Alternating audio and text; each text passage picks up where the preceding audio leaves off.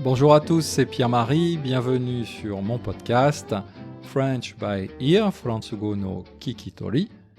Aujourd'hui, c'est un épisode pour le niveau débutant.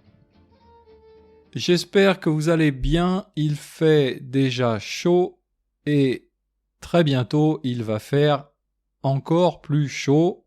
Évidemment, c'est l'été au Japon.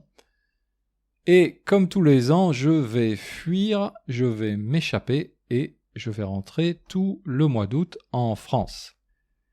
Bien sûr, je me réjouis de retrouver mes amis et ma famille, mais il y a aussi quelque chose en plus, c'est que je vais pouvoir retrouver la cuisine française, la nourriture française, des choses que je n'ai plus l'habitude de manger ici au Japon. Et quand j'y pense, eh bien, ça me met l'eau à la bouche. Ça veut dire que j'en salive d'envie. Je me réjouis à l'avance de pouvoir manger toutes ces bonnes choses. Alors, il y en a beaucoup, il y en a trop pour toutes les citer dans ce podcast, mais je vais parler de 3 choses que j'ai particulièrement envie de manger. D'abord, en numéro 1, le croissant.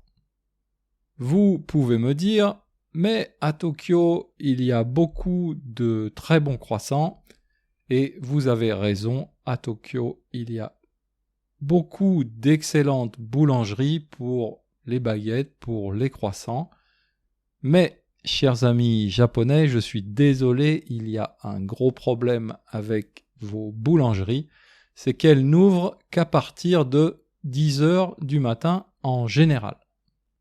Et pour moi, et sans doute pour la plupart des Français, le croissant c'est un produit qui se mange frais, et donc c'est un produit plutôt du petit déjeuner. Quand j'habitais à Paris, c'était mon grand plaisir le week-end, je me levais, je descendais à moitié endormi à la boulangerie pour acheter mon croissant et je remontais chez moi, je faisais mon thé et mon café et la première vraie sensation de ma journée c'était ce petit croissant avec ce thé, ce café et c'était déjà une bonne journée qui commençait. Deuxième chose que j'ai vraiment très envie de manger de retour en France, ce sont les melons français que je mange en général avec du jambon cru. Melon, jambon, particulièrement jambon cru, ça va très bien ensemble et c'est aussi une tradition dans ma famille, c'est une entrée qu'on mange beaucoup en été. Là aussi, au Japon, il y a beaucoup d'excellents melons. Ils sont assez différents des melons français, mais ils sont très bons. Par contre, ils coûtent horriblement cher. C'est la même chose pour le jambon cru. Si on veut manger un bon jambon cru, ça va être très cher. Et donc, si on veut manger régulièrement des melons jambon chaque jour tout au long de l'été, eh bien au Japon, je pense qu'il faut d'abord aller demander un crédit à sa banque. En France, c'est beaucoup moins cher et c'est donc un plat d'été du quotidien que j'ai très envie de manger.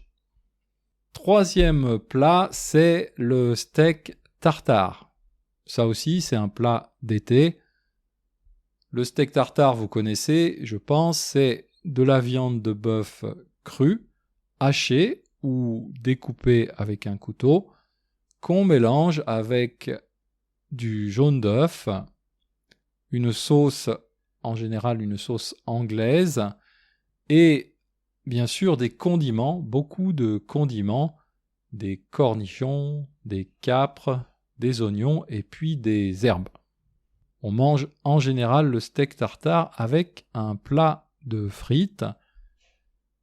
Et depuis que je fais des allers-retours entre la France et le Japon, c'est devenu une tradition pour moi.